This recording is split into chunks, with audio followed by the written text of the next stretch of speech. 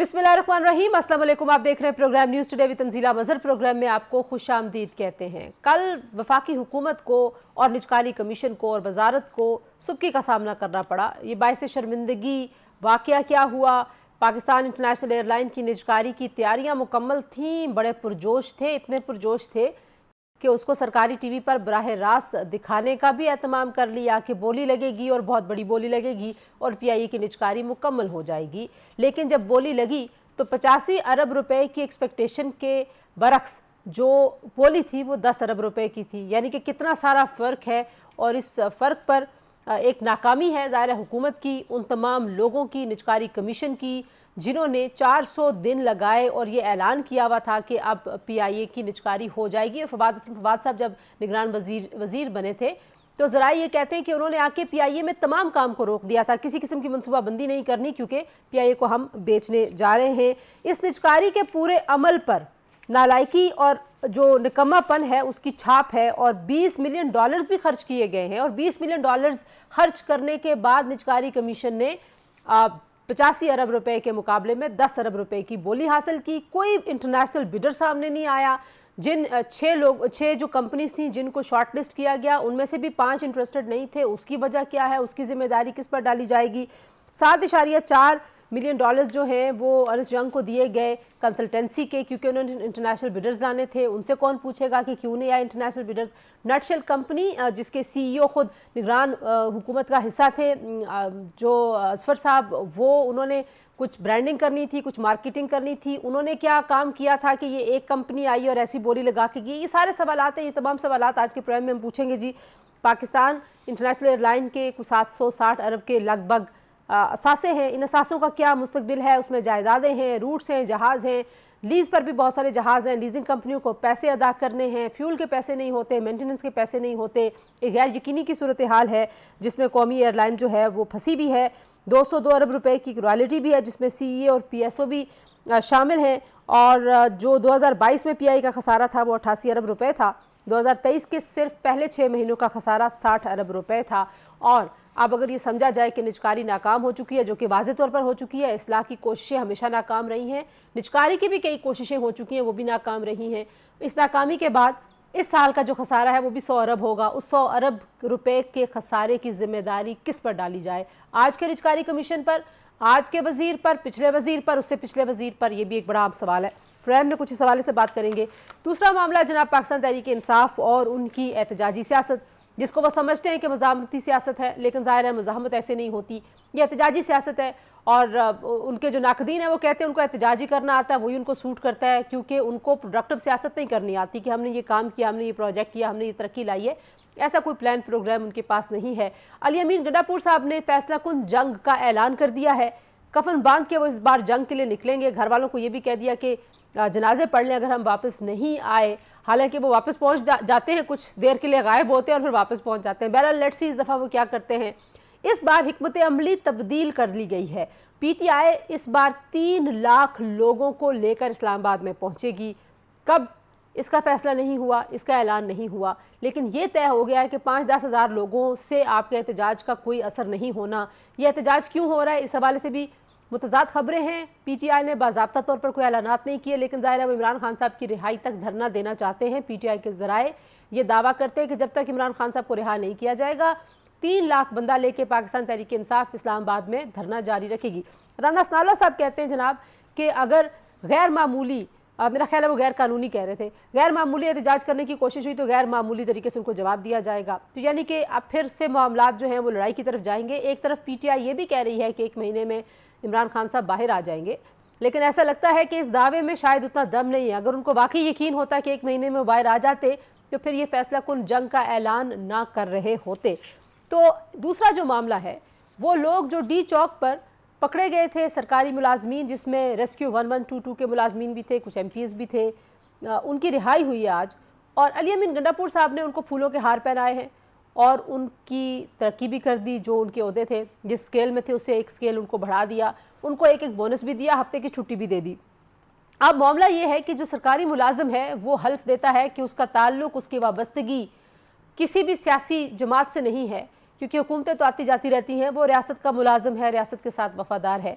तो इसको अब हुकूमत कैसे देखेगी? वफाकी हुकूमत कह रही है कि वहाँ पे जो वफाकी हुकूमत के नुमाइंदे चीफ सेक्रेटरी उनसे मुतालबा किया जा रहा है कि आप इस तरक्की को भी रोकें, आप इस बोनस को भी रोकें और आप इस प्रेसिडेंट को भी रोकें। तो ये प्रेसिडेंट क्या सेट कर रही है पाकिस्तान तहरीक इंसाफ, कुछ उसका भी जायज़ा लेंगे। जी, प्रोग्राम के पहले हिस्से में हमारे साथ मौजूद हैं पाकिस्तान तहरीक इंसाफ के मरकज़ी रहनुमा सेनेटर हुमायूं महमूद साहब और पाकिस्तान मुस्लिम लीग नवाज़ के सीनियर मरकज़ी रहनुमा सेनेटर नासिर भट्ट साहब। दोनों सेनेटर साहिबान आपका बहुत शुक्रिया जी। प्रोग्राम के दूसरे हिस्से में तायल इमरान मियाँ साहब जो कि एविएशन जर्नलिस्ट हैं और अब्दुल्ला हफीज़ खान साहब तर्जुमान PIA हमारे साथ मौजूद होंगे। सेनेटर साहब, ये हुमायूं महमूद साहब दोनों सेनेटर हैं, तो डॉक्टर साहब ये जो बार बार ऐलान जंग है, मुल्क गिर तहरीक चलाने में नाकामी तो है बहरहाल, क्योंकि एक के बाद दूसरे इशू के ऊपर आप लोग तहरीक का ऐलान कर देते हैं। अब ये जो हतमी जंग है, फैसला कुन जंग है जिसके लिए अमीन गंडापुर साहब बात कर रहे हैं, इसका हदफ क्या है? बिस्मिल्लाहिर्रहमानिर्रहीम, इय्याका नाबुदु व इय्याका नस्तईन। देखिए, टू बी वेरी ऑनेस्ट, अभी चूँकि पार्टी की तरफ से इसकी फुल डिटेल्स हमारे पास नहीं आई, तो मैं उसके ऊपर एज सच कमेंट नहीं कर पाऊँगा।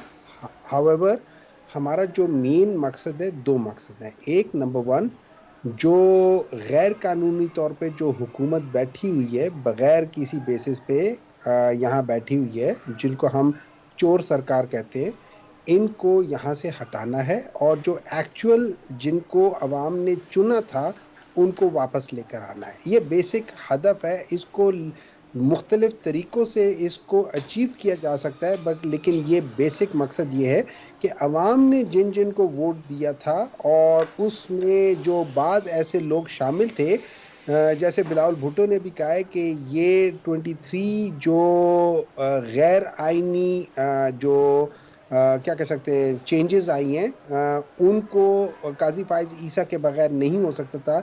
इसी लिहाज से पाकिस्तान तहरीक इंसाफ को हराने में भी बगैर काजी फाइज ईसा की इन्वॉल्वमेंट नहीं हो सकती थी।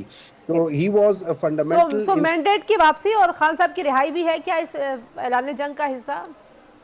देखिए, खान साहब को तो अगर आप मुझसे पूछे, खान साहब को तो जेल में होना ही नहीं चाहिए। उनके ऊपर कोई केस सच नहीं है जिनके ऊपर हो, उनके सारे केसेस उनके ख़त्म है। उनको वैसे ही रखा हुआ है, बेसिकली वो हब्से बेजा में रखा गया हुआ है, उनके ऊपर नहीं है। सही है। अच्छा, नहीं बनता। देखिए, मेरी बात सुन लें, उनको जिन तोशाखाना केस पे पकड़ा हुआ है, ये वो केसेस हैं कि जिनमें आप कोई चीज जो भी उसकी प्राइस होती है आप ले लेते हो, किस तरीके से लेते हो और बात है।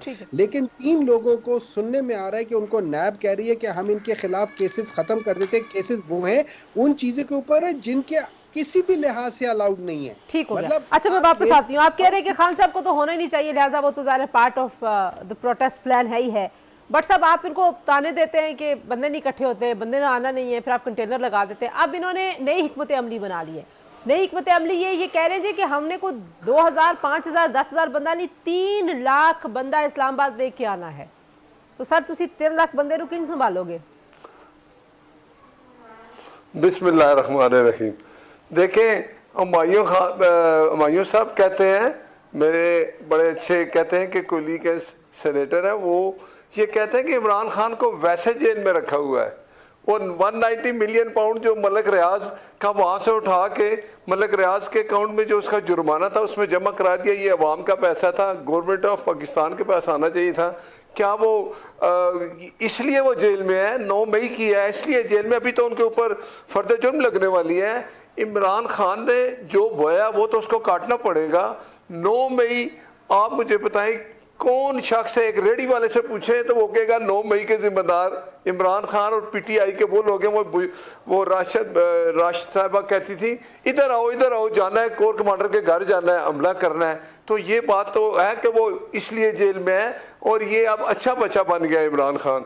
बात सुने, वो जिसकी आप बात कर रहे हैं गंडापुर, वो वहाँ से चलता है, निकलता है, बड़े वो कहते हैं साजो सामान उसके पास क्या है? उसके पास क्लाशनकोफ है, उसके पास क्या कहते हैं एम्बुलेंस हैं, और वो सरकारी बंदे लेके जाता है, सरकारी बंदे लेके आता है जो इधर अटैक करते हैं, और खुद जाके छुप जाता है, रात गुजारता है, और सुबह जब वापस जाता है KPK में तो कहता है मेरी जेब में पैसे नहीं थे, मैं भूखा था, मैं 13 गांव के पता नहीं जिले घूम घुमा के जब मैं पहुंचा तो मैंने शुक्र किया, आपने इजलास ठीक। बुलाया था तो मैं आ गया हूँ। सही। कभी भी इजलास वज़ीर आला मुराद है, इनका काम यही है। और दूसरी बात ये है, ये जो आपने एक बात की थी इंसाफ जो है ना, अगर साकिब निसार जैसा बंदा, साकिब निसार जैसे बंदे ने मियां नवाज शरीफ को बेटे से तनख्वाह ना लेने पर डिस्क्वालीफाई कर दिया फॉर लाइफ के लिए, तो उन लोगों, उसमें आसिफ सईद खोसा शामिल था, उसमें बंदयाल साहब शामिल थे, जिन्होंने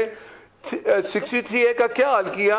उन बंदों को कहा कि भाई आप लोग ना 63A में कि आप जिस जमात में शामिल हैं उसको छोड़ें, हम अलाउ कर रहे हैं, ठीक। 15 दिन देते हैं, दूसरी See, जमात में चला जाए। ये किधर कानून है? हुकूमत के लिए वो कोई तो बंदा डिस्क्वालीफाई हुकूमत करता के है। लिए कोई मसला नहीं है? आपको नहीं लगता कि 3 लाख बंदे जमा कर लेंगे? मैं बताता हूँ। अब ये इनके लिए बंदे नहीं आते। अब आप देखें इन्होंने जलसे किए, क्या हुआ, ये सिर्फ आते हैं। ये एक दफा इन्होंने हंगर स्ट्राइक की असेंबली के बाहर, 10-12 बंदे मैंने बैठते थे, इनको देखने के लिए भी पीटीआई के वर्कर नहीं आते थे। हुमायूं साहब वो जो समझ गए कि ये क्या लोग हैं। ठीक तो है। आप हुमायूं साहब जरा ये भी बता दीजिए कि जो आज खैबर पख्तूनख्वा में वजीर आला साहब ने जो सियासी तो एक एक्टिविटी है, सियासत ज़ाहिर हक है, सियासी कारकुनों को भी हक है, लेकिन सरकारी मुलाजमीन को जिनको डी चौक से गिरफ्तार किया गया था, जैसे उनकी पजीराई की है, ये अच्छा प्रेसिडेंट है आपके ख्याल में? क्योंकि ज़ाहिर है हर सरकारी मुलाजिम अपने उसमें हलफ में लिखता है कि उसकी जो वफादारी है, उसका जो ताल्लुक़ है वो रियासत के साथ है, किसी सियासी जमात के साथ नहीं है। आप बिल्कुल सही कह रही हैं। देखिए, रियासत में आपके सूबाई हुकूमतें भी आती हैं, आपकी नेशनल हुकूमत भी आती है।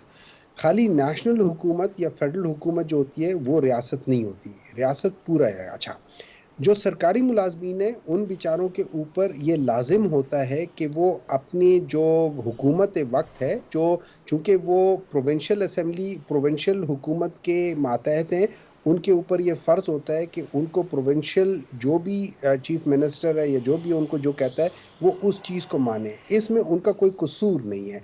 उनको पकड़ के उनको जेल में रखना, इसमें उनका कोई कसूर नहीं था। This was unwarranted gesture by the federal and the provincial. अच्छा, दूसरी वजह यह है, जब आप ये बात करते हैं, मुझे एक बात बताएं, ये कौन सी ऐसी रियासत है जो एक रियासत के एक हिस्से और दूसरे हिस्से के दरमियान में खंदक होती है? वो कौन सी ऐसी रियासत है जो अपने एक भाई के कमरे और दूसरे भाई के कमरे के दरमियान में दीवार चुनती है? ये किस किस्म की रियासत है? मतलब जब आप सवाल करो तो आप बताओ वहां पे क्या हुआ था, आप ये बात बताओ उनके ऊपर किस तरीके से जुल्म हुआ था। सर जब वो सारी बातें तो ठीक हैं, लेकिन जाहिर है सरकार के पैसे से आप एक ओहदा उनकी तरक्की कर दें, उनको बोनस दे दें, ये पीटीआई का पैसा तो नहीं है। जैसा लाओ तो पीटीआई जेब में भी नहीं लेकर जा रही। जिन लोगों को दिया वो सरकार की मुलाजिम है, वो हमारे मुलाजिम जाती मुलाजिम नहीं है। अगर उसमें से किसी पीटीआई वाले को पैसे दिया होता, आप आके मुझे पकड़ो। वो पैसा दिया गया उन सरकार जिनको जेल में रखना ही नहीं चाहिए था, इन द फर्स्ट प्लेस उनको नहीं रखना चाहिए था, वो जुल्म। ठीक है नासिर साहब सरकारी मुलाजमीन थे, जाहिर है वजीर आला के साथ सिक्योरिटी पे भी मामूर थे। 1122 के मुझे नहीं पता इतने सारा अमला होता है सरकारी उसमें जो कारवान होता है, ये नहीं, लेकिन आप बताइए कि उनको ये जो वजीर आला साहब ने फूल बरसाए, हार पहनाए, उनको तरक्की भी दे दी, तनख्वाह में बोनस भी दे दिया, ये मुझे पता नहीं ये किस तरह उनको डिफेंड कर रहे हैं अपना हुमायूं साहब।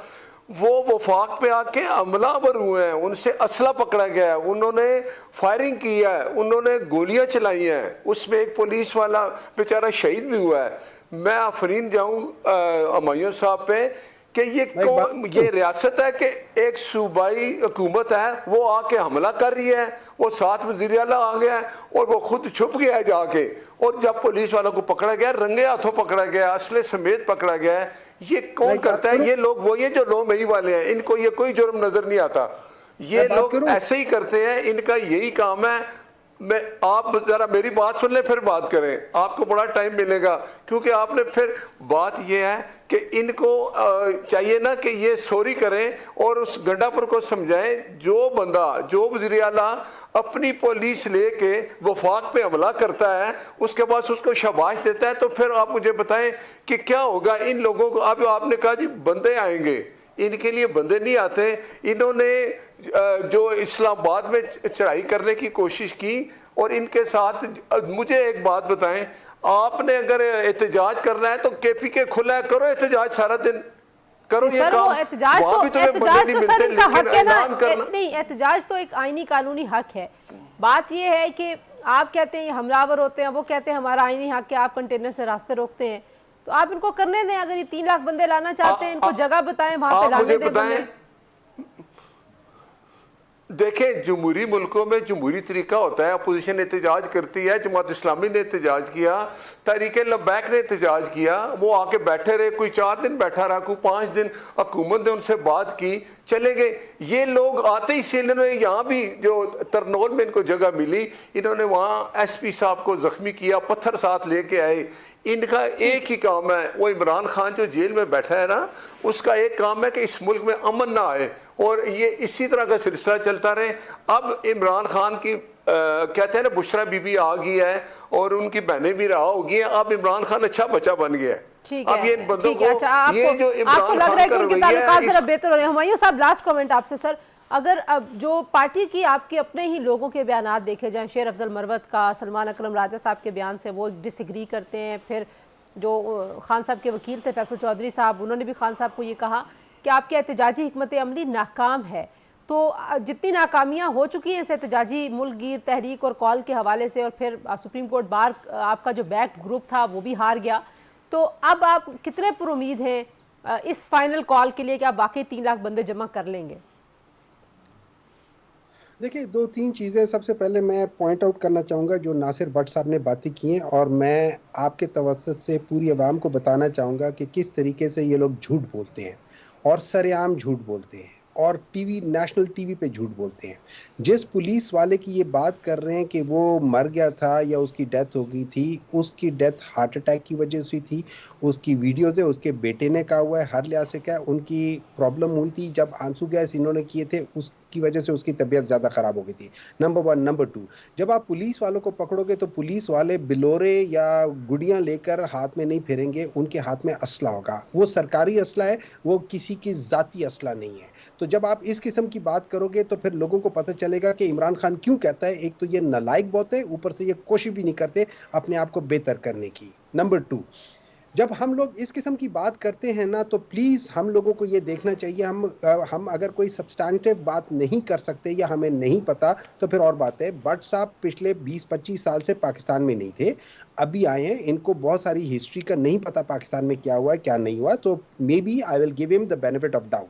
अब आपका दूसरा सवाल जो था, जो मेन आपने मुझसे किया था, उसमें एक बात याद रहे कि पाकिस्तान तहरीक इंसाफ के अंदर ग्रुपिंग इसलिए नहीं हो सकती कि पाकिस्तान तहरीक इंसाफ के अंदर जितने भी वर्कर्स हैं, जितने भी MNAs हैं, जितने भी मिनिस्टर्स हैं, जितने भी सेनेटर्स हैं, इन लोगों को वोट इमरान खान की बेसिस पे लिए अवाम ने दिए, और पाकिस्तान तहरीक इंसाफ लोगों को इलेक्टेबल बनाती है, पाकिस्तान तहरीक इंसाफ इलेक्टेबल्स से नहीं बनती। ठीक है, ये देने वाली जमात है, ठीक ये है, तो आप लेने। ओके, अच्छा, वक्त खत्म हो गया। बट साहब एक जुमला सिर्फ, और फिर उसके बाद हम इसको क्लोज करेंगे। एक मिनट, आप शुरू से नालायक है, इमरान खान नालायक है, उसका टोला भी नालायक है। आप मुझे बताएं कि ये बात कर रहे हैं ना, मुझे एक बात बताएं, वो क्लाशनकोव से जिसने शीशे तोड़े थे वो कौन था? वज़ीर आला गंडापुर, वो उसके साथ लाओ लश्कर ऐसा ही था, क्लाशनकोव था, पत्थर था। आप मुझे बताएं, जो अपनी रियासत के खिलाफ चलता है और ये लोग उसको जाके वहाँ उनके कहते हैं जी कि उनको फूल चढ़ाए, उनको उनकी मरात में इजाफा किया, तो आप ये मैसेज देते हो कि इस मुल्क में कि कानून जो है ना, उसको जो भी अपने हाथ में लेगा, ये PTI के लोग उसको नवाजते हैं। बहुत शुक्रिया जी, नासिर भट्ट साहब, हुमायूं अहमद साहब जी, झूठ बोला है इमरान खान ने। बहुत शुक्रिया। आप दोनों की बात आ गई, आप दोनों एक दूसरे को झूठा कह रहे हैं दोनों ही, लेकिन बहरहाल जो इस वक्त सियासी माहौल है उसमें पाकिस्तान तहरीक इंसाफ एक और तहरीक और एहतजाज की तैयारी करती हुई दिखाई देती है, और सलमान अकरम राजा साहब ने कहा कि बहुत जल्द इस मुल्क गिर तहरीक का ऐलान किया जाएगा और ये बहुत इफेक्टिव और कामयाब तहरीक होगी। ब्रेक से वापस आएंगे, बात करेंगे पाकिस्तान इंटरनेशनल एयरलाइन को इतनी कम बोली क्यों मौसूल हुई, वजूहात क्या है, जिम्मेदार कौन है। हमारे साथ रहिए।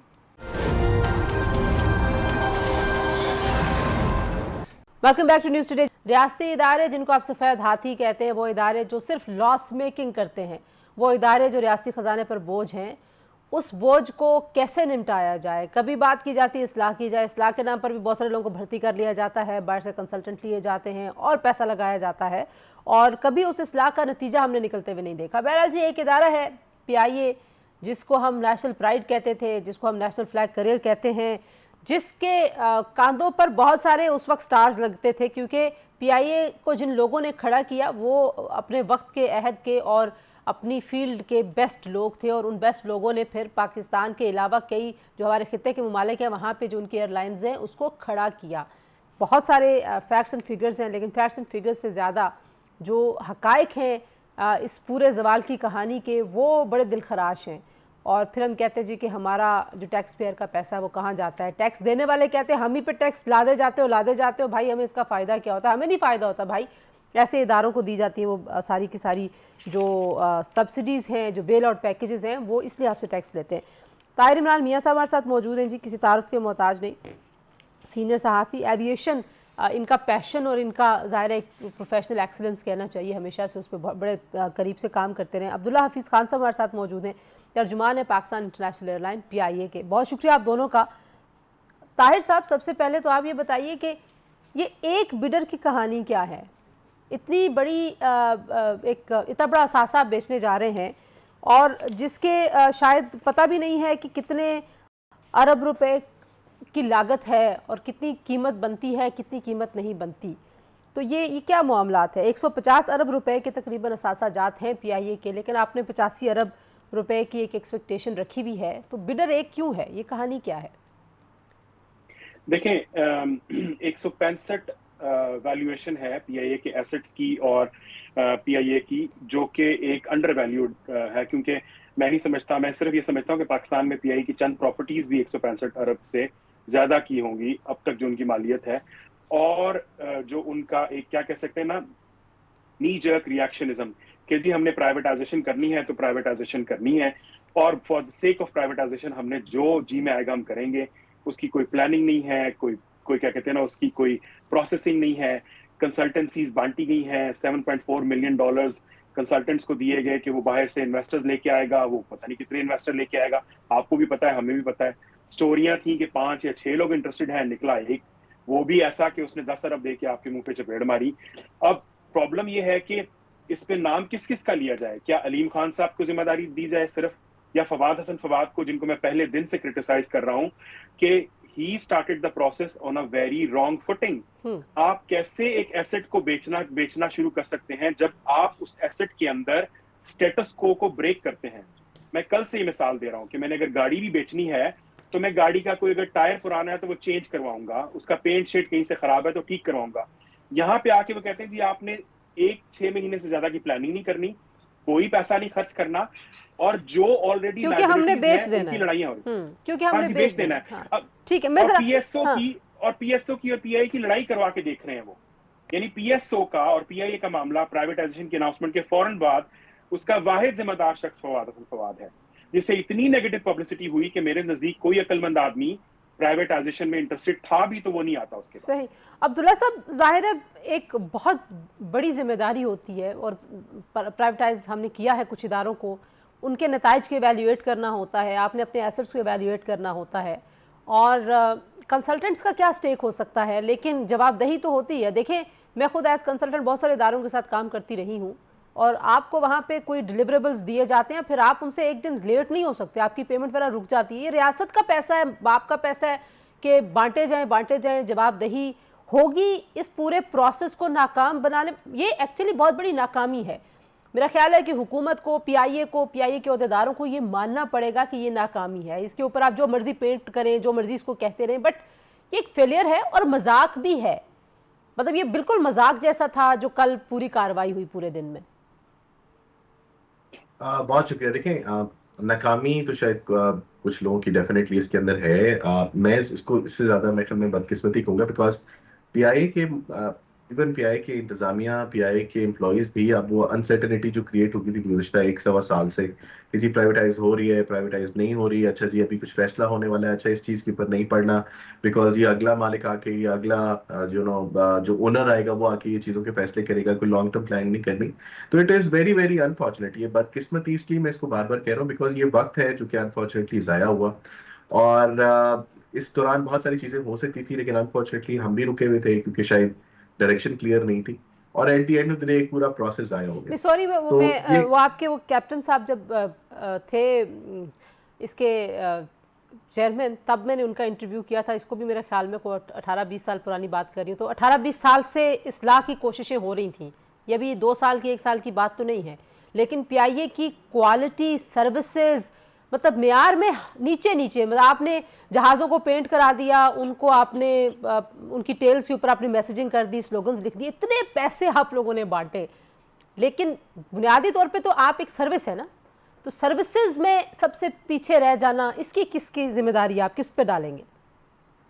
देखें, इस चीज की ऊपर जिम्मेदारी ना अनफॉर्चुनेटली किसी एक इंसान या एक इदारे के ऊपर डाल नहीं सकती, और उसका सबसे बड़ा रीजन ये है कि मल्टीपल फैक्टर्स हैं जिसने जो पीआई की करंट स्टेट है उसके अंदर कंट्रीब्यूट अपना किया।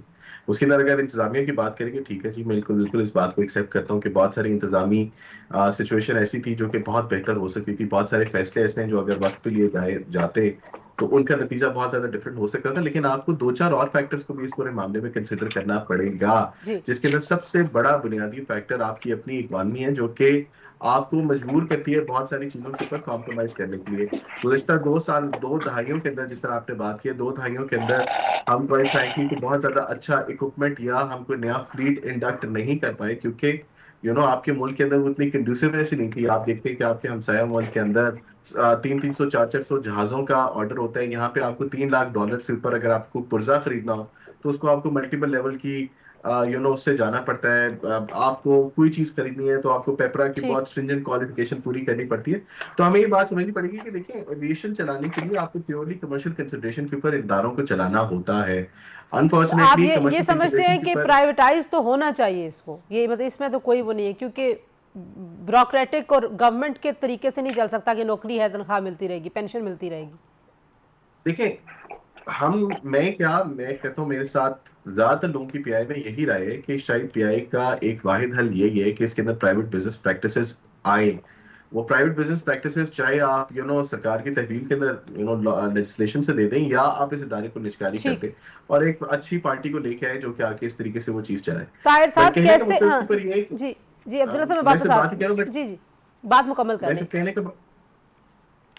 कहने का सिर्फ मकसद उसके ऊपर ये है कि जो भी है फैसला वो अब ले लिया जाए, ताकि एक क्लियर माइंड और क्लियर डायरेक्शन के साथ हम आगे बढ़ सकें। जी प्रोग्राम में शामिल करेंगे, एक ब्रेक के बाद वापस आएंगे। तो अब इस मामले का जो एंड रिजल्ट है वो क्या होगा? ये जो बोली अब नहीं हुई और निजगारी नहीं हुई, इसका क्या नतीजा निकलेगा? ब्रेक के बाद इस पर बात करते हैं, हमारे साथ रहिए।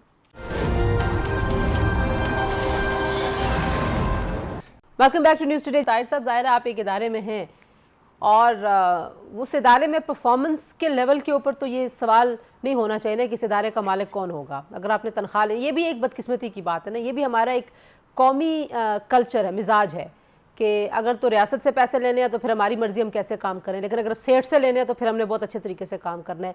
ये प्रैक्टिसेस, बैड प्रैक्टिसेस तो ज़ाहिर है पीआईए में थ्रू आउट हमने देखी ना, कि किसी को सिफारिश के ऊपर आपने भर्ती किया, फिर आप उसको निकाल नहीं सके, क्रू को आपने भर दिया, जहाज़ों के ऊपर कितने बंदों की रेशो होनी चाहिए आपने उसको कंसिडर ही नहीं किया। देखिए तंजीला, ये ना मैं जो जहाज़ों वाली रेशो है तो एक ऐसा आर्ग्यूमेंट है जिसको मैं समझता हूँ कि ये बिल्कुल एक इनरेलेवेंट, क्योंकि इसके अंदर बहुत डिटेल में जाएंगे फिर वो मेरे नज़दीक ज़रूरी नहीं है।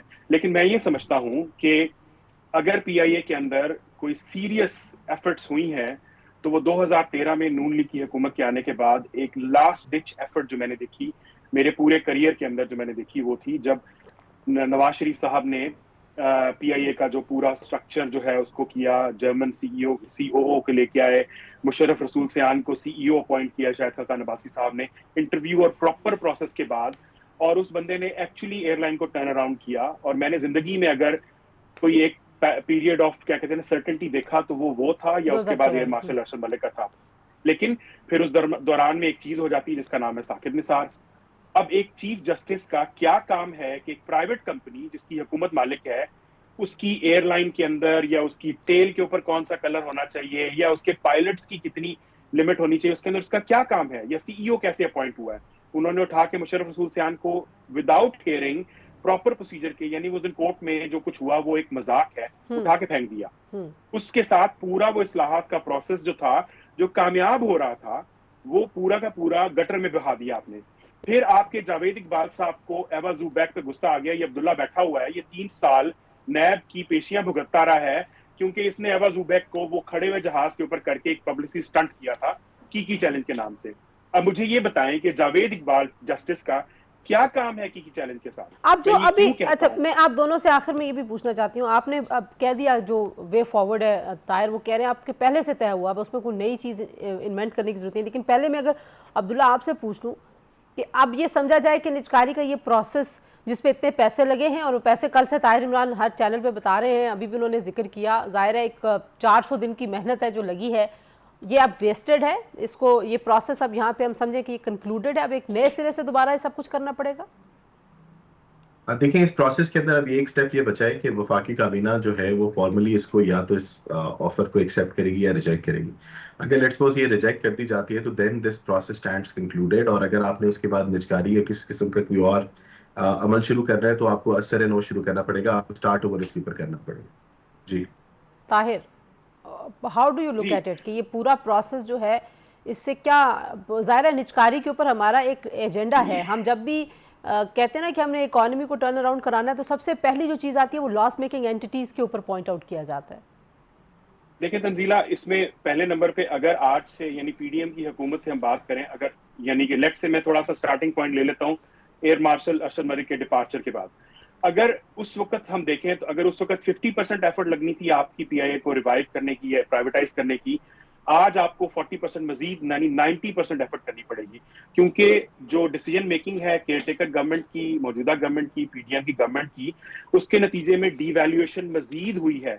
आप देखें इनके जहाज खड़े हुए हैं, आप देखें इनके रूट्स कितने कम हो गए हैं, आप देखें इनकी ऑपरेशनल प्लानिंग ही कोई नहीं है। आज मैं अगले साल गर्मियों के टिकट सेल पर है यूरोप के अंदर, अमेरिका के अंदर, इनकी कोई प्लानिंग ही नहीं है क्योंकि इनको मना कर दिया गया था, पैसा इनके पास नहीं है। तो इस अनसर्ट और रोज नई खबर आती है कि जी ये बायर आ रहा है, ये खरीदे जा रही है, जो स्टेटस को ब्रेक किया गया है, उसके बाद मैं ये समझता हूं कि ये पीआईए की मैनेजमेंट मजीद मुश्किल हो जाएगी। और दूसरे नंबर पे तंजीला एक छोटी बात ही बता दूं, ये जो प्राइवेटाइजेशन का लॉलीपॉप दिया जा रहा है ये एक्चुअली प्राइवेटाइजेशन नहीं है। आप पीआईए एयरलाइन सेपरेट करके उसके सारे गंदे अंडे उठाकर पीआईए होल्डिंग कंपनी में डाल रहे हैं, और वो होल्डिंग कंपनी आपके और बाकी टैक्स पेयर के पैसे से अगले 10 साल तक के लिए चलती रहेगी। तो ये प्राइवेटाइजेशन एक खामखा का गिमिक है, फायदा किसी का नहीं हो रहा, फायदा सिर्फ उसका होना है जिसको ये मिलेगी। बहुत शुक्रिया ताहिर इमरान मियां साहब और अब्दुल हाफिज खान साहब की अपनी गुफ्तगू सुनी जी। आज के लिए इतना ही, इंशाल्लाह दोबारा आपसे मुलाकात होगी अगले प्रोग्राम में। अपना ख्याल रखिए, अल्लाह हाफिज।